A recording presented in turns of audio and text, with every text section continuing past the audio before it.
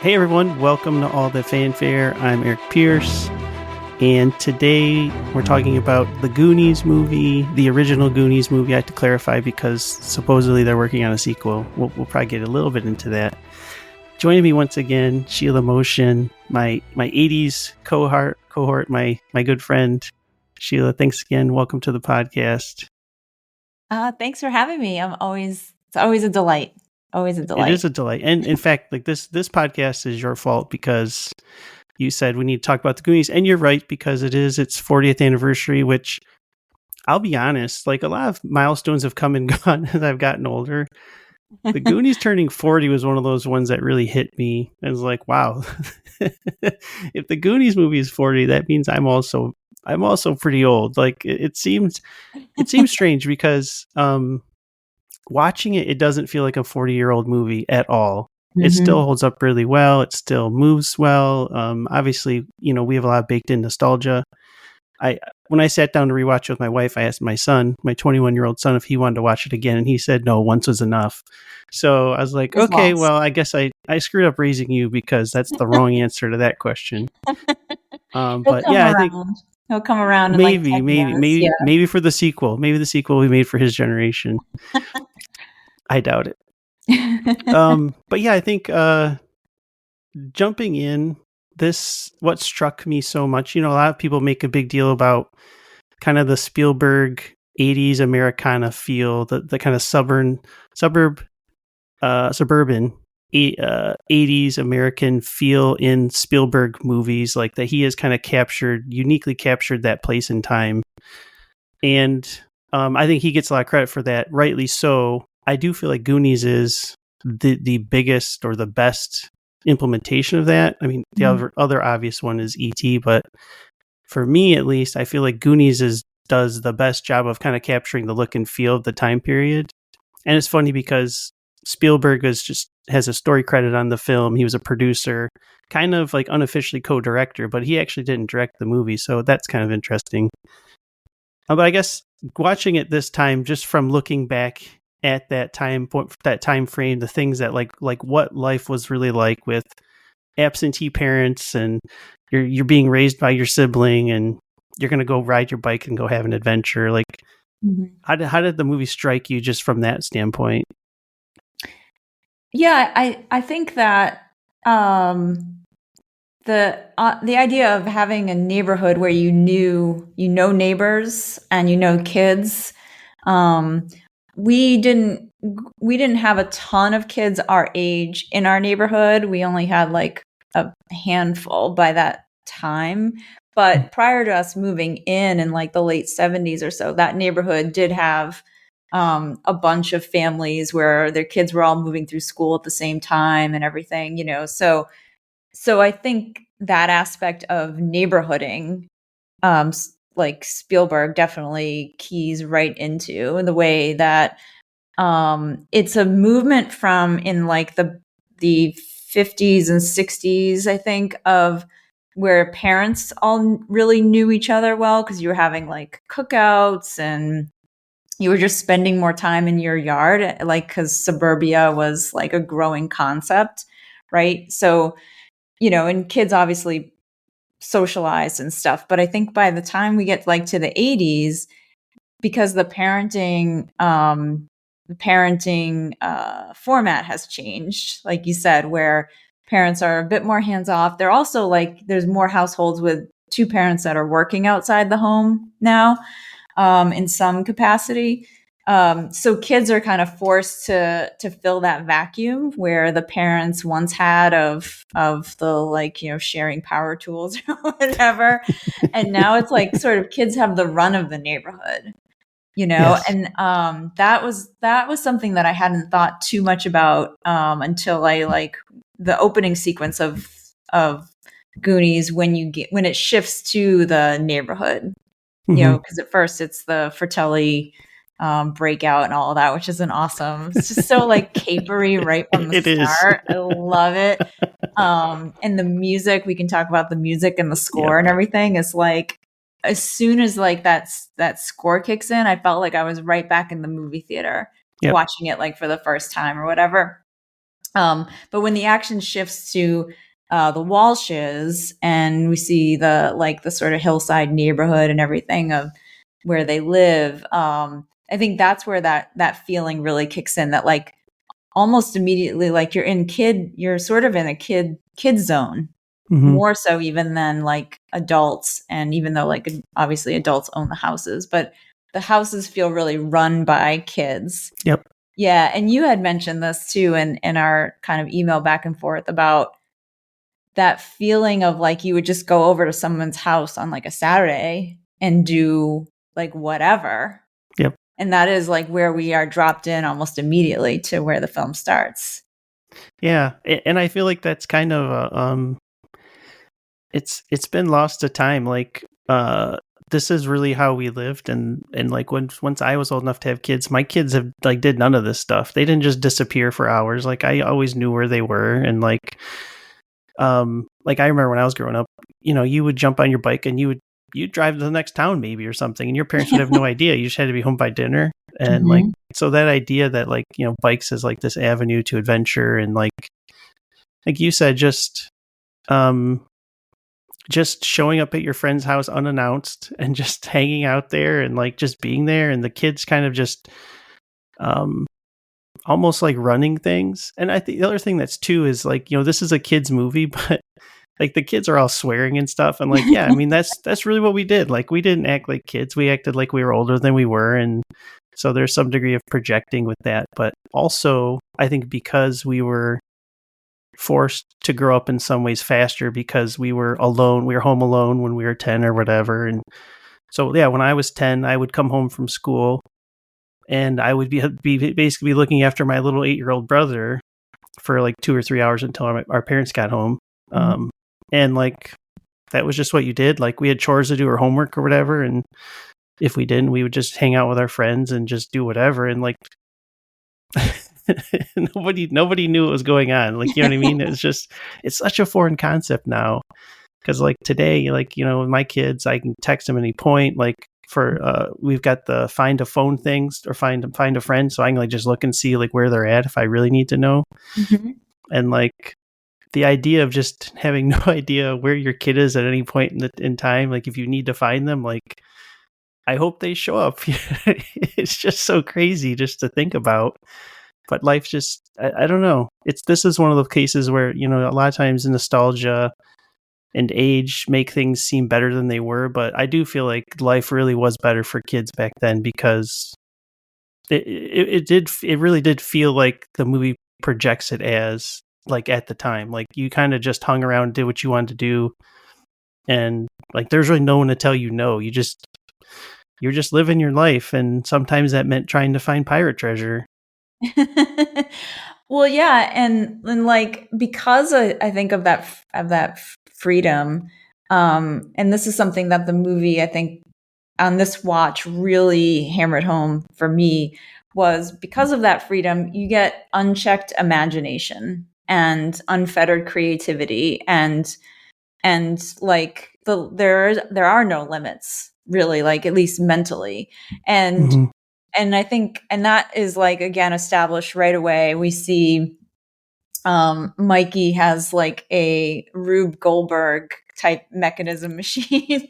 Yes.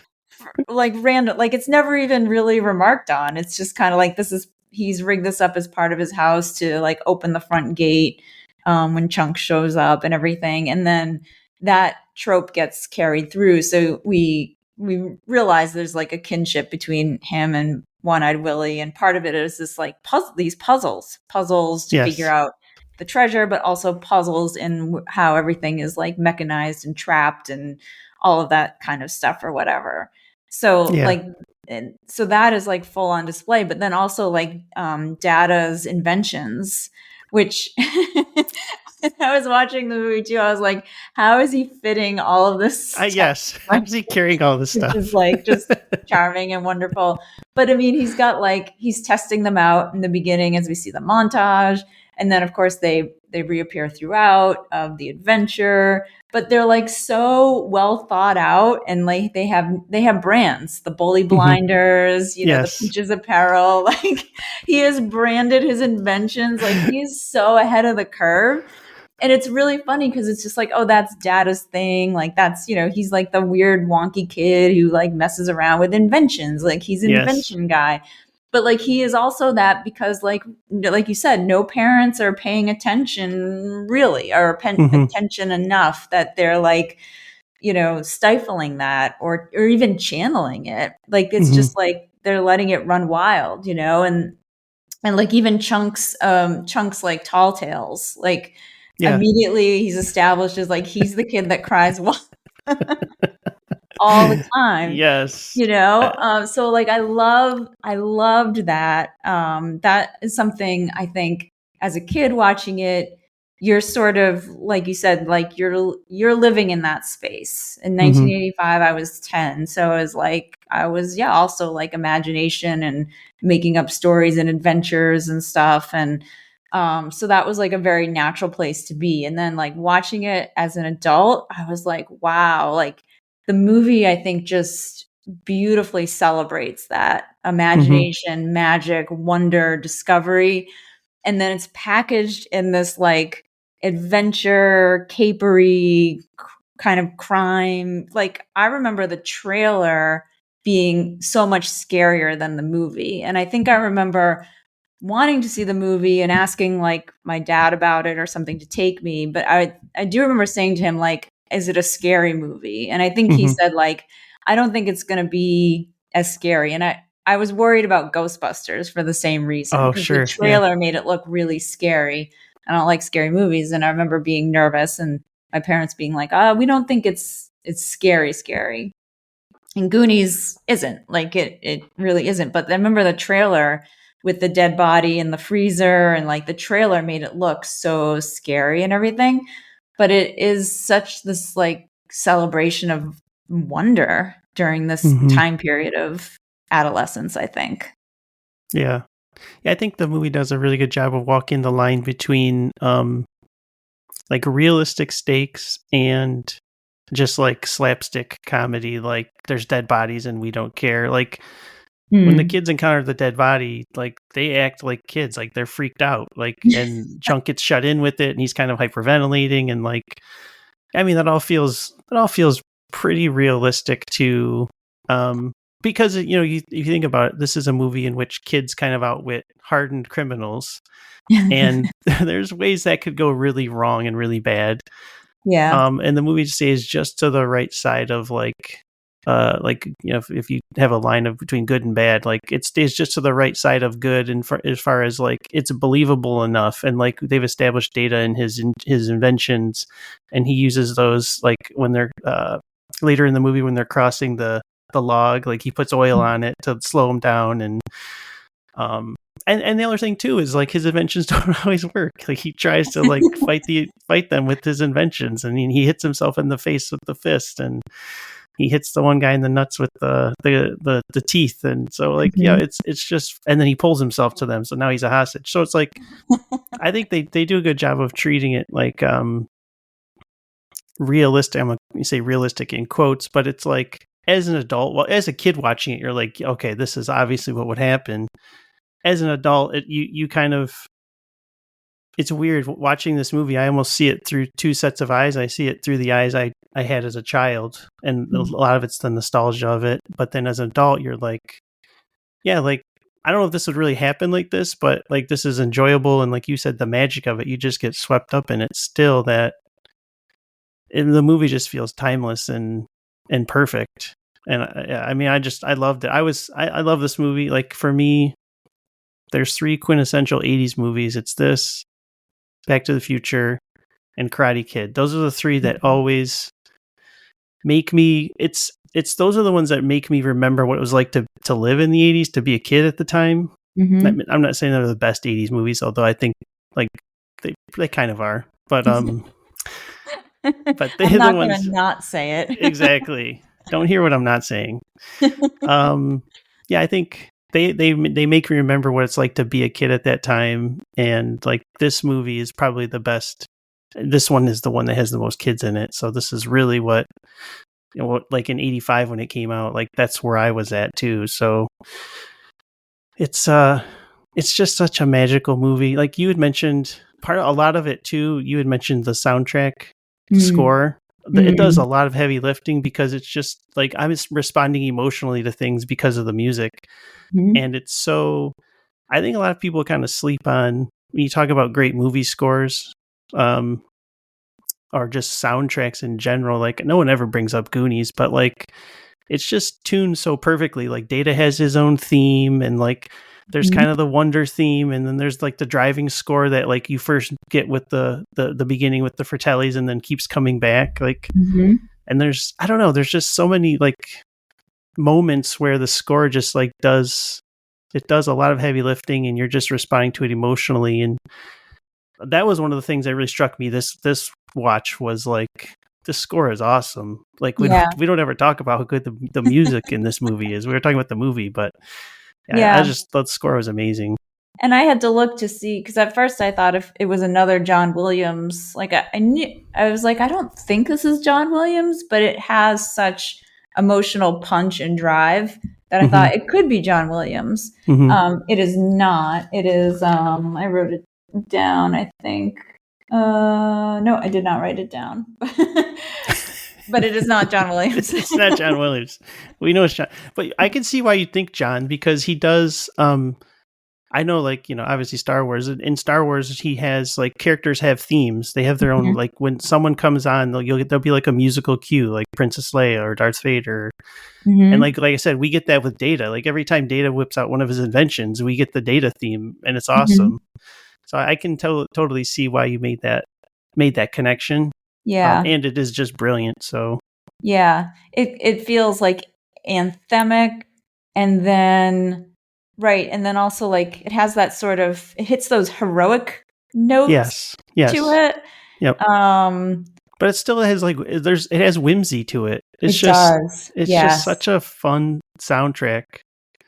And then, of course, you got Cyndi Lauper. I mean, Queen of the 80s. It's funny. Like, people wouldn't know this, but, like, you and I met through Fanfare, the site I run on Medium.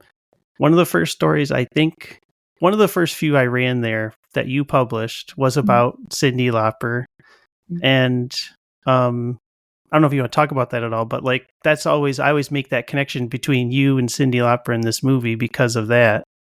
Well, so two fun things about that is, yes, the crux of that piece, I was talking about how she represented like a very different idea of femininity and being a woman, girl / in the 80s, especially for music that was very different than Madonna, than Pat Benatar and everything. And because she was so like authentically herself in embracing all of her quirkiness, that it was like she was very relatable for a person like me, like who's, like definitely not in the Madonna camp and not like an edgy person or anything like that. She was just like this very fun, smart, like authentic kind of performer, musician, performer, artist, and really kind of conquered the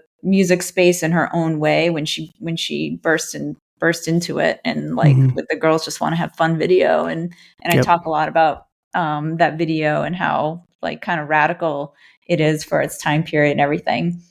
And I just learned, Eric, from another friend of mine who Cyndi Lauper right now is finishing up her Girls Just Want to Have Fun mega tour, sort of farewellish to like the big touring, though I'm sure we'll see her out again.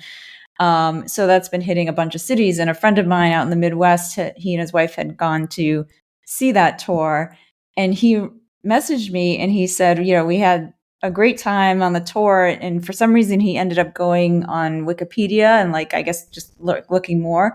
He goes, "Did you know that you have a link to an article you wrote about her on her Wikipedia page?" That's amazing. Yeah, he's like, "Did you put that there?" He's like, "I would tell everybody about like I would put that on a business card kind of thing." So I was like, I said, "No, I have no idea, how that ended up there. I don't even know how to update a Wikipedia page." So there's that. But yeah, Right. no, I did not, was not aware of it and did not know like that it was on there. So That's there amazing. you go. So I didn't know that was the end of the story when I brought it up. That's amazing. it's so funny that you actually brought up like the article because yeah, he just messaged me like yesterday about it, and I was like, wow, that is hilarious. So, Cyndi, if you're listening, I know you're listening. This might be a bad time to ask for a small loan, but we're best friends now, so Exactly. You're basically her publicist. we are. Yeah. But I know that she had a great time creating the song, the music for that, and then like in true 80s fashion too, it gets like the video gets embedded into the movie, and then Yes. the video actually featured cast members as well as Cyndi Lauper at the time was still in collaboration with some of the wrestling, the Captain Lou WWF. Albania, right? Yeah, she was Yeah. still doing a little. She was moving away from that, but she was still like involved in that whole kind of Man, that's such funny an thing. 80s thing, right? Yeah, Pro wrestling and MTV. That's crazy. yeah, but it's The like just a great. She created like just a great theme song, and it even has like musical elements of the sort of texture of the film. Like I Yes. know there's part where it feels like bones are rattling. It sounds like that in the Yes. song, and so it's like again like so fun, and like Spielberg is his handprints like on this film are also just like a joy. Yes. I don't feel like he's as a co-producer, which he sort of played that role for Poltergeist. Yes. Yeah. Yes. So he has experience of being the like The the unofficial director. non-director, yeah. Yeah. But there's like enough of him in here that just feels delightful without it feeling like he's trying to claw some kind of project for himself. Yeah. But you can see all of the elements that he loved, the sort of the adventure story, the comic bookiness of it, the like unlikely heroes kind of thing, the capery, like Indiana Jones has plenty of kind of capery sequences and sequences that unfold in a kind of Rube Goldberg kind of fashion to a certain degree. Like, so all of that too, just like you said, the whimsy is a positive term here. I don't think it lessens anything that the film is doing. It's simply, it sort of adds to the magic. And the magic part of it also sounds cheesy, but it's really not. It's really not. It isn't. This movie transport you back. It really does. It makes you feel like a kid again. I think it's a good point you made with the Indiana Jones, because you can see like the second half of the film where they're actually they're on the treasure hunt. That can easily be read as kind of like JV Indiana Jones, because it is the same kind of like tomb raiding vibe, and you're trying to you're dealing with traps and trying to disable them, and it definitely does feel you can get an echo of that a little bit, I do think. And then also a little bit of like Scooby-Doo or something too. It's like a marriage of the two. One thing I did want to say, I think so the first like arc, the first act of this story it's kind of weird to say this, but it's actually my favorite part. It's when it's when the boys are all hanging out at the house and we get to meet we get to know who these characters are, and like they all fit into a clear, like once we get out of the house, when they get on their bikes and leave, like who these kids are, who Mouth is. He's hilarious. Like this whole bit with Rosalita where he's giving her the wrong instructions in Spanish. Like it always makes me laugh. And then obviously Data's my favorite character. He always has been. And Chunk, like you said, the like I love the scene where Chunk is trying to tell them what he saw, and it's like we saw that what he saw, so we know he's telling the truth. And then they're like, yeah, like the time Michael Jackson came to your house for your birthday, and like they all have a story about Chunk telling some fat lie, and it's just such a economical way of doing character development that by the time once we're 20 minutes into the movie, you know who these kids are, and then you can just go on the journey with them.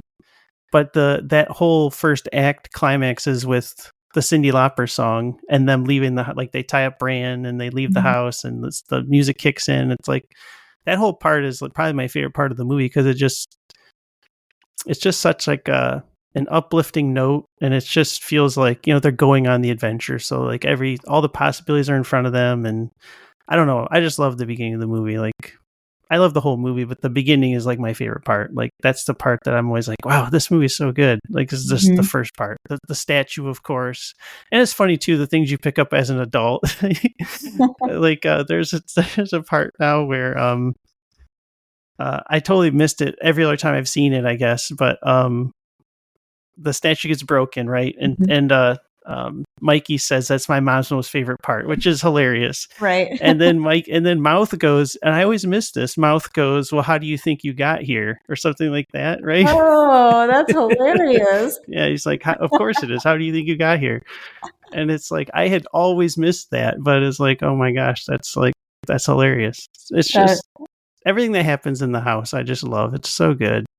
Yeah, the way that they are able to show the characters, their personalities, you already too all get a glimpse of their strengths and what like it is very much, and I know you're a D&D guy, so it is very much like outfitting a campaign, right? Where everyone has their sort of special skills that are a little bit higher than somebody else's because they're unique skills. And they're going to get to use them. So like this was the first time that I think I either noticed or re-remembered in that beginning montage of the police chase scene with the Fratellis.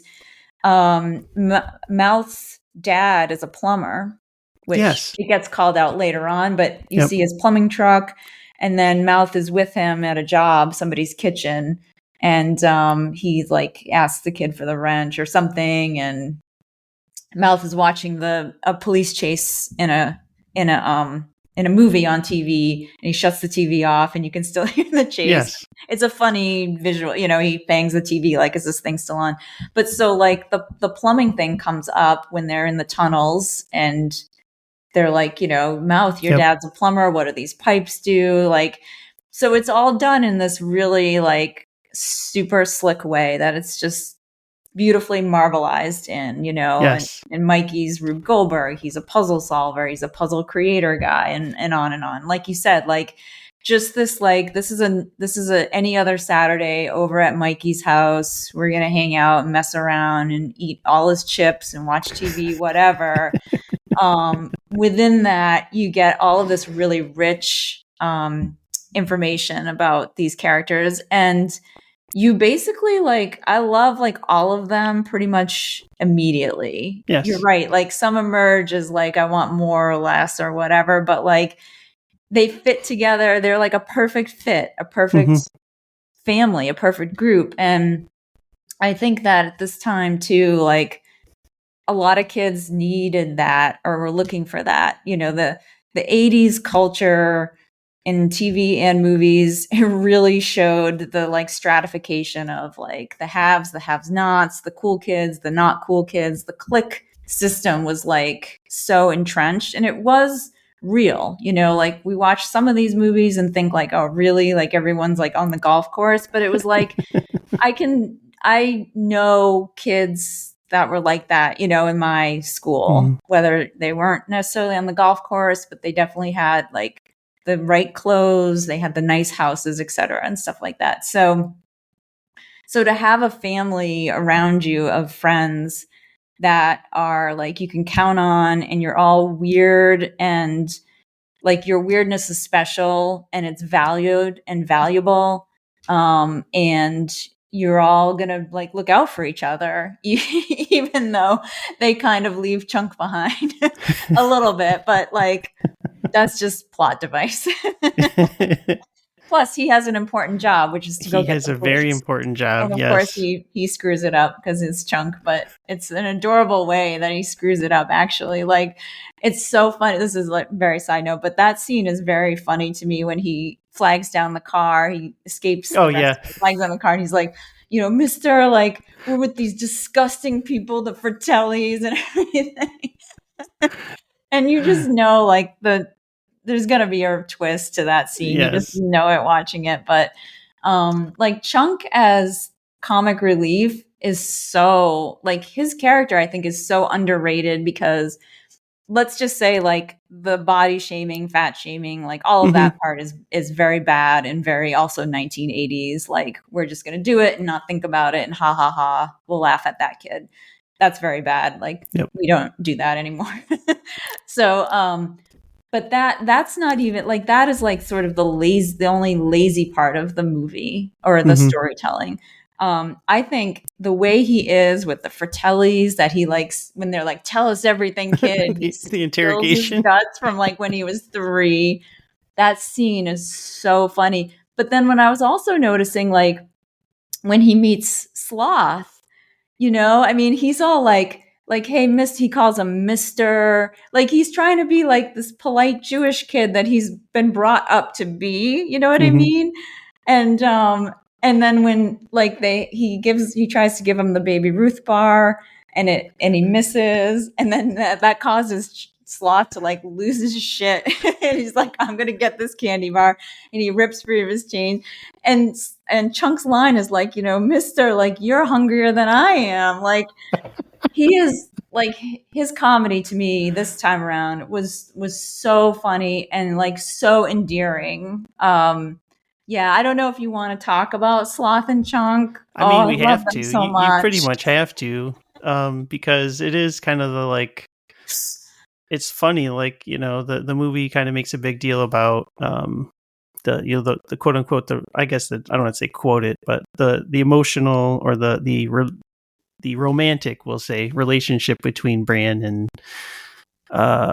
I'm blanking Andy, on Andy. Yeah, thank Andy, you. yeah, yeah. So they make a big deal about that, but then yeah, like I think that you get more emotion out of the Sloth relationship than you do from the romantic one. And obviously, this is a movie made for kids. They're not necessarily going to care about romance. Like maybe they'll be like kind of a little interested in the fact that they're sneaking off to have a kiss or whatever, which ends up being funny too. But yeah, I think the relationship with Chunk and Sloth and how Chunk treats him, and they're both outsiders to be real. Like Chunk has these friends, and they're probably his best friends, but even among his best friends, he's kind of on the outside. Like you can tell, like Mikey is nice to him, but you can tell the rest of them think of him as a joke, and you kind of get it. He does bring it on himself because he tells these tall tales and he's clumsy, and like we probably all knew someone like that who maybe we didn't like as much as maybe they deserved because they kind of irritated us in some way. And like you can understand why they maybe find him a nuisance, but he is a good kid. And to see him as the outsider with Sloth, who is like the all-time outsider, their relationship is really sweet. And then how it kind of culminates in them being like the rescuers, it is one of the great moments of the film. Yeah, like yeah, when they ride in to save the day, it's one of Mhm. the high points of the movie for sure. And then like Sloth, Chunk basically adopts him, I guess. Like you're gonna come live with me. I do have to wonder what Chunk's parents have to say about this, but we can sweep that aside. But yeah, I mean it is a really sweet, and that's really the right word, a really sweet relationship that just blossoms between these two characters, and they both are treated as outsiders. And Sloth Mhm. is, he's deformed, and like the initial setup with him is he's a monster, something to be feared, and Chunk is someone to be laughed at. And yeah, so the relationship between them two is really it's pretty beautiful how it comes together. Yeah, they immediately get each other too. Yes. Like, like like Chunk is startled and like he yells and then Sloth yells back and it just is like this glorious like Yeah, and they're bonding over food and yeah, they're bonding over their outsider status. They're also like underestimated because like you Yeah. said, like at the end of the day, it is like Sloth that comes in to initially kind of like save them or at least like disrupt, what seems like it's doomed at the pirate ship and the hands of the Fratellis and everything. And so Yeah. they come literally swinging in at the end and everything. And it's like, and like Chunk is like, he realizes he has to just like go after his friends too, Hmm. So there's like, and you wouldn't think that he takes the lead, but he bonding, I think, with Sloth and sort of finding his real buddy in that Hmm. sense, I think allows him to like, right, like we got to go after these guys, we got to go after these, my Yes. friends and everything, and yeah, I always like the scene where so right after they're interrogating him when the bats burst out of the underneath the fireplace and everyone's panicking and then he shouts for Mikey like, hey, they're coming after you. Like I always like that moment because he is like he is still endangered, but he's worrying about his friends and trying to let them know that like they're gonna be after you guys. They clearly don't hear him, but I always did like that moment of him. It was a very brave action, and yeah, I mean he's more than he's given credit for. And like you, like I really enjoyed like he was always my least favorite character, but this time around, like I laughed at him more than I laughed at anyone else. He yeah. has so many fun moments that him and Mouth still makes me laugh because he acts like he's 20 years old, and like Yeah. he knows everything, and he's just a like when they first come into the restaurant and he starts telling Mama Fratelli what he wants to order. Like, oh man, read the room. Yeah, his smart mouth is going to get him in Yes. trouble. And like he's somebody that also I think everybody has at least one or more in their friend group or within range where you're like, oh my God, like that kid, like his mouth is going to get him in trouble, like, Yes. and that is totally that character. Yeah. His name is Clark, by the way. I never remembered that until Mikey's mom called him Clark. I was like, his name is Clark, really? Yeah. He doesn't look like a Clark. So here's a question. I'm gonna steal a line from Leslie Nope. Did you find the female part a little underwritten? Oh yeah. Yeah. Yeah. Yeah, a little bit. Step Like 4. Well, so here's the thing that the girls, Andy and Stef, right? Andy and Steph. Stef, Yeah. like they're fine, but they're what? Like I don't know why exactly they're really in it. It's Hmm. fine. I get like it's fine. It's probably one of those necessary, like we give the older brother, like he's got a love interest, Hmm. and at least like they pull their weight, like Yes. Andy a few times gets like a little hysterical, which is also not a great look, but like they move through it. I mean, and Steph is a great character and underutilized, I think. Yes, I would Martha have liked a Plum lot more Steph because she's a smart ton and more. she's clever and I like her point of view. She's more. She definitely seems like the wisest of the group, and so, but they don't rely on that at all. But yeah, Yeah, like when I was watching it, was like, okay, we've got Brand's love interest, who's also a cheerleader, right. and granted, like she knows that she played the piano back in the day, so she does get a moment to do something, to be something other than the love interest, which is cool. But yeah, like you could tell like this movie was kind of meant for boys, I guess, and then the girls were kind of just shoehorned in a little bit. I guess Yeah. as a woman, how did you feel about like back if you can remember watching it back in the day as a girl and then like now, how does it land for you? Well, I think as a kid, I think I was probably like more keyed into the guy friend group. Like, I Mm-hmm. mean, I thought that Sean Astin was super cute and like it was very cute and I found like myself relating to like Chunk because he was funny. Mm-hmm. So I've like you do that thing. Like, who would I be in this group? I would be Chunk. And also like it appealed to my adventuring and kind of, fantasy fairy tale. Like I love all that stuff, and I did as a kid. So like that pirates were real, that this could be real, like that all juiced me up. I was like very on board for all of that. I think Andy's character felt like stereotypical as like a cheerleader, that I was envious of cheerleaders because they were pretty and they were popular. But I was like never going to be a cheerleader. And I think though, and like, like Steph, I thought she was like better or more interesting, but we don't get a lot of her. So like the girls were kind of negligible, and I'm glad that Andy, like they made her stay in her lane. Like you said, she has a role to play, which is fine, because like Mikey kind of makes her a Goonie, like she says like, I'm not a Goonie, and then he coaches her, and is like, I believe in you, Goonies make mistakes. And so that's like, very nice, whatever and stuff. So she's in there, but like I didn't really care about her too much. So as a kid, it was easy just to kind of compartmentalize, like, oh, that's the pretty popular cheerleader. I was glad she gets the read on Troy that he's a dick and like a douchebag and like no, and is very much about Bran and his friends or whatever. So like that was all satisfying. But what else I think is interesting, from like a gender thing is, but we do have Mama Fratelli, who is technically a woman, and she's a mother. And what a great character to have, this like horrible, mean, criminal, like mom who is like obviously like not good to her kids, like all of them. And like there's that when she finally gets rid of the kids out of the restaurant, I think it is. She like, there's a close up, she leans against the door and she's like, kids suck. Yes.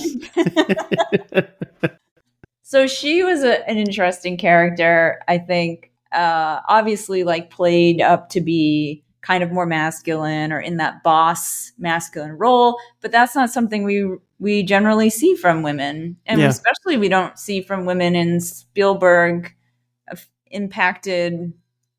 I mean, like going back to Indiana Jones, like Kate Capshaw is no Stef, and she's no Mama Fratelli. No, she's more like an Andy, honestly. And and Marion too is very like, she's almost a plot device that gets him from one place to another, and and he kind of you've gone through that. You've gone through Indiana Jones's questionable choices when it comes to women.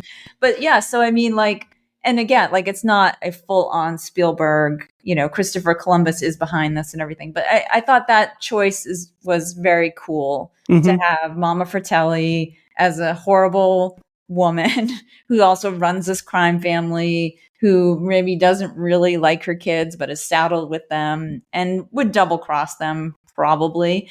But in the end too, like Sloth steps up and he does the right thing. Like he saves them. He could have let them die in the or whatever fate they had when the cave-in happened, but they all make it out because Sloth is able to do that. And even though he knows his mother has treated him terribly and his brothers have treated him terribly, like he does save them and everything. So like she has like no maternal instincts, and Sloth has a lot of maternal instincts. But I don't know. Did you have any thoughts on like Mama Fratelli at all, or was? I mean, the same thought I've had since I was like 8 and saw this movie. Like, she is terrifying. She is a force to be reckoned with. I think it's interesting. I thought I just had, as you were talking about her, is it is interesting that in a movie in which the heroes are all kids, that the antagonist is a mother, and it does set up an interesting kind of dichotomy, I guess. In that way, I'm not gonna. I don't know if I have the brain width to delve into it right now, but it does. It is interesting that she is this unrelenting force of really evil. And she's the driving force behind them trying to get the treasure, chasing the boys down. She's driving her sons to do everything they do. and she's in direct opposition to the kids who are basically are just, you know, they're innocent at this. They're just kids, you know. It is a interesting wrinkle I had never really thought about before. Yeah, I think that might be something to like noodle on a little bit, because I don't know, there's probably some psychological things there. Like, what does it say about a movie in the 80s when starring children protagonist, when the mother is a mother figure is the antagonist and she's evil, and this is a time where a lot of kids didn't, like we mentioned it earlier, is a time where a lot of kids were kind of just raising themselves because their parents were around or whatever. I don't know if there's anything intentional with that, but it is interesting, like, that it's kind of just there even subtextually, like, is it saying anything, or am I just reading tea leaves that are just laying there, you know? Yeah. It's I don't know either. Like, it would be, I think, a little more to think about, but it's a deliberate choice, and I think that the representation of moms is another thing to delve into at some point. Absolutely. In a lot of these films. I think that, I don't think they had a very easy time being represented. And then, like, in a lot of these particular films that showcase young adults and kids and stuff, parents aren't necessarily meant to be in those as anything more than maybe kind of moving story forward or doing things, you know, here and there. So yeah, she's not the focus, but it is very interesting to think about why it's her and the boys and not a dad and the boy, or just the two boys, or two or three boys, or what. I mean, they could just be these, you know, or it could have mirrored, you know, the misfit Goonie gang, right? Is like, could have been mirrored by a sort of also misfit crime syndicate, and they are kind of idiots. I mean, they definitely are criminally idiots, but not in the same way as, I mean, the kids aren't idiots, but they're not in that same kind of charming and, like, positive way as the Goonies. They're all very rough. Yeah, I think it's a great choice. I do like that it is Mama Fratelli, and she is she definitely is very effective as an antagonist, because she's just terrifying enough without, like, being like, she's gonna, like, just kill everybody. You know what I mean? Like, she seems content to just throw him in the water. She's not gonna shoot him. You know what I mean? Like, so I think it's a good choice for the movie. I did want to mention, we were talking about Stef earlier.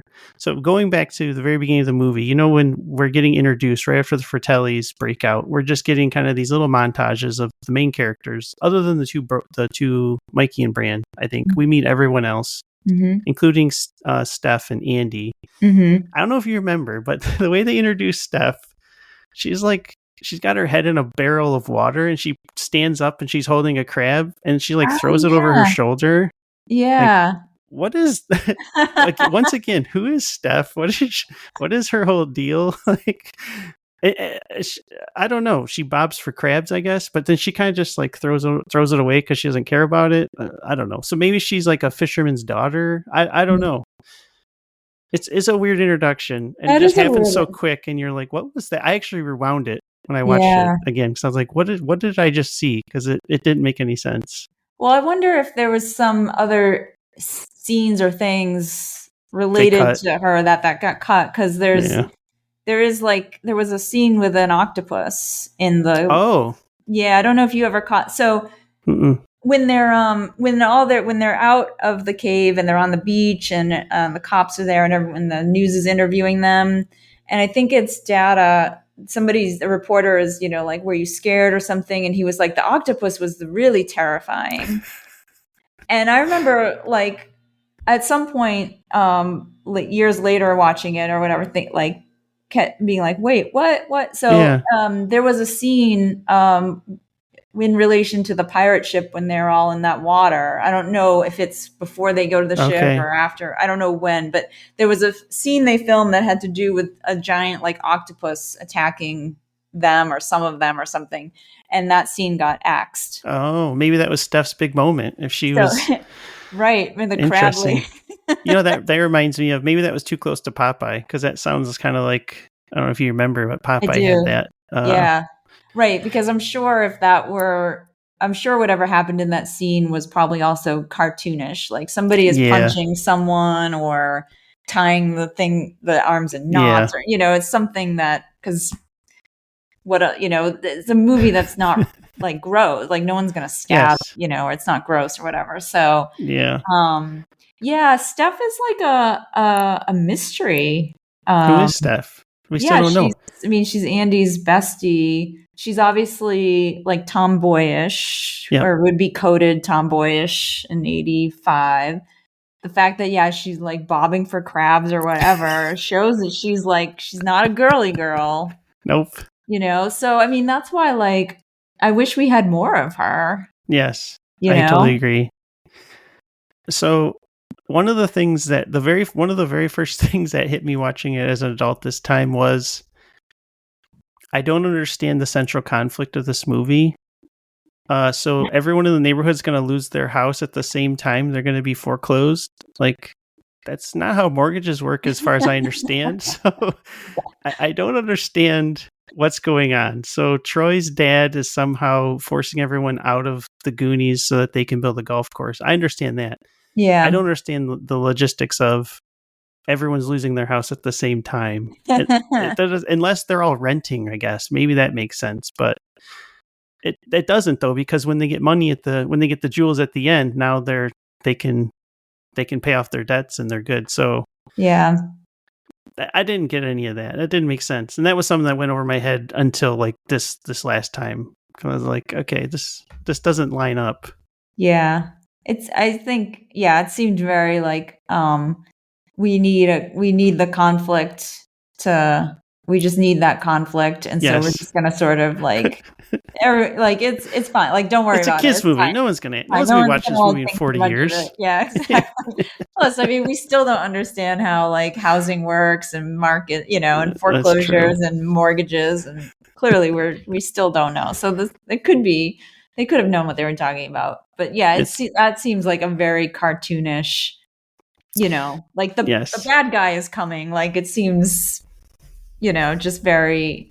They needed that pressure point to then move on and get into the adventure stuff. It doesn't, it completely doesn't make sense. And especially too, where like, they're like, this is our last weekend here. And then like the mother brings in Rosalie to help pack. So it's like, they have to pack up their entire house and get out like in 48 hours seems.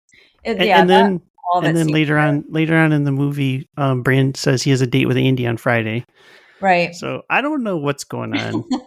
I don't think they know what's going on. It all just seems trumped up to get them on this adventure, which is totally cool. I'm fine with it. But it just, I did like raise my eyebrows a couple of times at some of the plot shenanigans, or just like the background stuff that's happening that we don't really care about.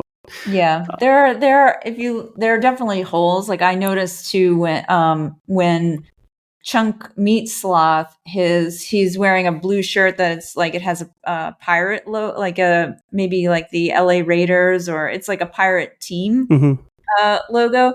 But then when he bursts in to the ship at the end, he rips open his shirt, whatever. It's a Superman shirt. Yeah. So I don't know, like maybe they had time to like. He had wardrobe change. He had to make an entrance. As they were raiding the freezer for Rocky Road, he found somebody's Superman T-shirt at the restaurant, and So there are definitely like a bunch of things that are kind of like that you're like, that doesn't really connect. One thing I did want to ask you about, do we have a little bit of time? I have a couple more minutes. Yeah. Okay. Well, I wanted to ask you about the scene underneath the wishing well. That's one of my favorite scenes. Yeah. So Mikey has this it's a monologue, and it is a little bit of a like rallying. It's soft, but it is a like let's nut up and do this kind of thing. So I being younger or whatever, like that part, I was always like skip. Like it felt schmaltzy and cheesy, and it slowed it down, and I was like, ugh. But this rewatch specifically, I was like, this is one of the most beautiful things. Like it hit me much differently. I thought it was very moving. What you said, it's like one of your favorite scenes. Yeah, not the actual. It's funny though, not the actual monologue. I like it is affecting, but my favorite is where they start getting excited about the coins, and when they initially think it's gold. Then they realize they're in the wishing well, and then Mikey was like, or maybe it wasn't Mikey. I think it was Stef actually. Says these are other people's wishes. You can't take them. Like Yeah. I thought that was really awesome, and they don't. They leave them. They leave it all behind. So that was. I'm pretty sure Steph initiates that. She does, yeah. Once again, she's the best character. She is, yeah, because then Mouth has that weird. Yes. Like the first time we see maybe like pain, because he's like, this is my wish and it didn't come true, and I'm taking them back. I'm taking them all back. And it's a little drama, but it like, I was also, when I heard that again, I was like, yeah, this is a kid who's had to sort of swallow probably a bunch of stuff, like his dad maybe doesn't make as much money as other dads, and like all of that. And again, like I feel like that was really true to the I don't know, families that I, knew, or friends or whatever, or just even, in my own house, like we were just middle class. So there was like no like new splurging on new gadgets and stuff. It was fine, Yeah. But anyway, so yeah, that's one of the only glimpses you have into like, there's pain underneath a lot of this like goofiness. Yeah. Yeah. And that's real life. Yeah. Yeah. I don't remember at the end. Do we see Mouth's mom when the parents are all excited to see their kids? I remember the dad. I don't remember. I think he has a mom. I was just wondering if his wish was maybe something to do with her. Yeah. But yeah, I don't know. Yeah, it's a cool little moment because, like you said, it's just we get a glimpse of who these characters are, and that there's something more than just like the comic relief side of it. And in fact, for Mouth and Chunk, or in just like in real life, a lot of times the funny kids are the ones who they've had troubles. Like, so they've used humor to deflect and to become popular, or to make themselves feel better, or whatever. So, yeah, it's just a good movie.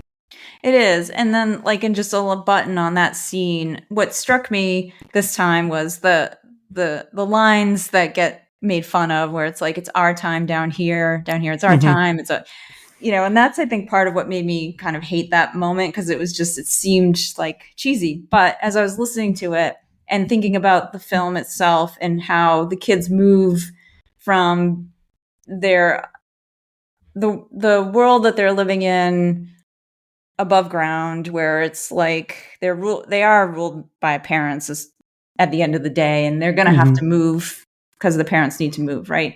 So but then they literally go underground and are in this like adventure place, where they're the ones that are driving it, and they're the ones that are in control and have the power to like do something. And they're also like, they're seeing all of this crazy stuff that Willie has like laid out for them and everything. So what I loved about that speech, or that line, was it's like, it's kid world. Like, this is kid world. This is imagination, creativity land. And like, we have to hold on to that as long as we can, because time is going to move on, and we're going to be the ones worrying about our mortgages and our jobs and our cars and all that garbage that adults are saddled with. And so that made me just love the movie even more, because I was like, wow, this is really laying out like a strong case to hold on to dreams, imagination, magic, wonder, discovery, like all of that stuff for as long as you can. Yes. Yeah. Yeah, I think that ties into something at the very beginning when they go in the attic. and they're looking through their dad's stuff, and I think Bran says something like, he alludes to the fact that this is the kind of stuff that their parents were into back in the day, and then I mean, he doesn't say it, but the inference is that like their parents were once kids who were excited about this stuff, and now they're the adults and they've grown up and they've all this stuff's in the dusty attic, and now the kids are picking it up. So I think that totally like reinforces the theme you're honing in on is holding on to your childhood as long as you can, and because it is passing away. And yeah, I mean, it's this movie, rewatching it just totally taps me back into being a child again. So and that's why it's so magical, and that's why I love it so much. Yeah, go see this movie. Go see it if you haven't seen it already. Why you listen to us talk about it? Yeah, exactly. Stop and go get it. Absolutely. Yeah, well, and supposedly they're working on a sequel, so The silence speaks volume. I am anti Goonies sequel. I do not see how they could create a script unless it's just about Stef. Ooh, yes. Maybe that's how you do it.